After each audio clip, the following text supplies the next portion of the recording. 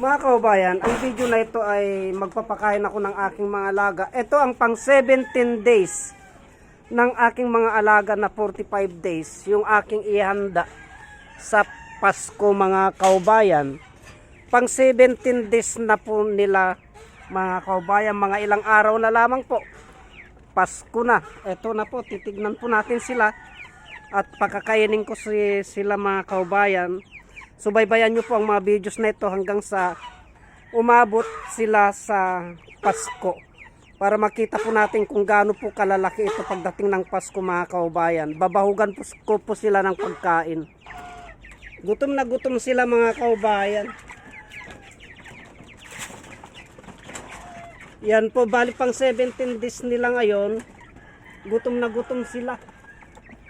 Kasi ang 45 days, kailangan gabi't araw kumakain. Kaso pagdating ng gabi, hindi sila nakakain mga kaubayan dahil wala silang ilaw.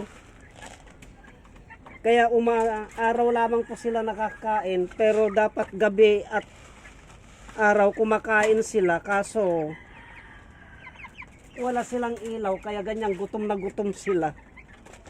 Yan, bali pang 17 days nila ngayon yan mga kaubayan. Yan po, nabahugan ko na, silipin naman natin sila ngayon. Nakakatuwa sila mga kaubayan, sa loob lamang po ng 17 days. Ganyan po sila kalalaki. May 1 kilo na yan mga kaubayan. Kaya subaybayan nyo po. Araw-araw ko pong i-video ito hanggang pagdating ng Pasko. Kasi may 2 weeks na lang po mga kaubayan. Pasko na po. Yan po. Ganyan na po sila kalalaki. At pagkatapos kong pakainin na ganyan mga kaubayan, isusunod ko naman po itong aking alaga. Kasi laging nakabuntot po sa akin yan hanggat hindi ko po pinapakain. Malapit na din pong mangitlog ito. Mga kaubayan, dadami po yan. O, halina kayo rito. Halina kayo. O, dito na. O.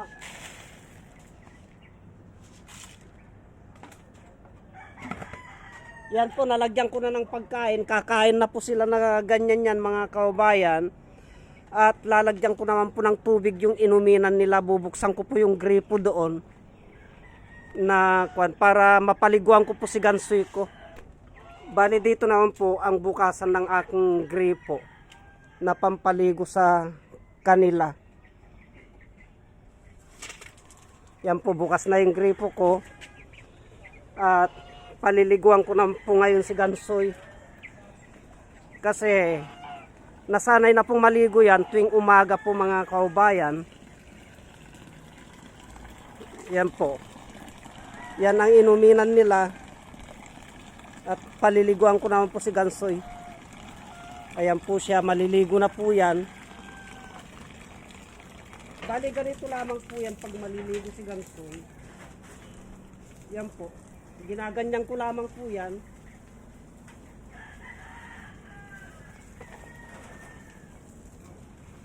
Kontento na po siya. Pag ganyan mga kaubayan, kontento na po yan na naliligo. Yan. Kasi nasanay na po siya na tuwing umaga po ay naliligo siya. Yan po, okay na po yan. At lalagyan ko naman po ng wax yung kanyang balat. Susunod na po dito yan. Pag naupo po ako dito, pupunta na dito sa akin yan mga kaubayan. Kaya yan ko munang maglupas ay patayin ko muna po yung gripo. Para sa ganun ay hindi sayang yung tubig. Ganyan po total. Tapos na po maligo si gansoy. Kailangan po linisan ko yung balahibon niya. Pag nahimas-himas ko na po ang balahibon niyan mga kaubayan, okay na po yun. O, halika na. Hoy, halika na gansoy. Ganito po ito. Imasimasin ko pong ganitong balahibo nito.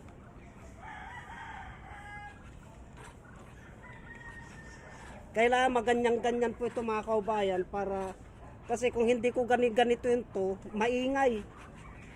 Mag-ingay po ito, napakaingay po. Mabigat po. Yan, okay na po siya.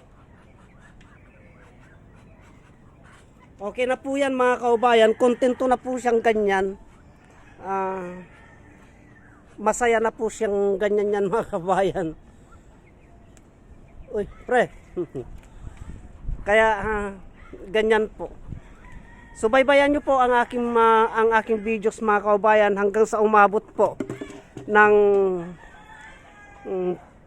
Pasko at bagong taon niyang aking mga alaga na yan, kung gaano po sila kalalaki.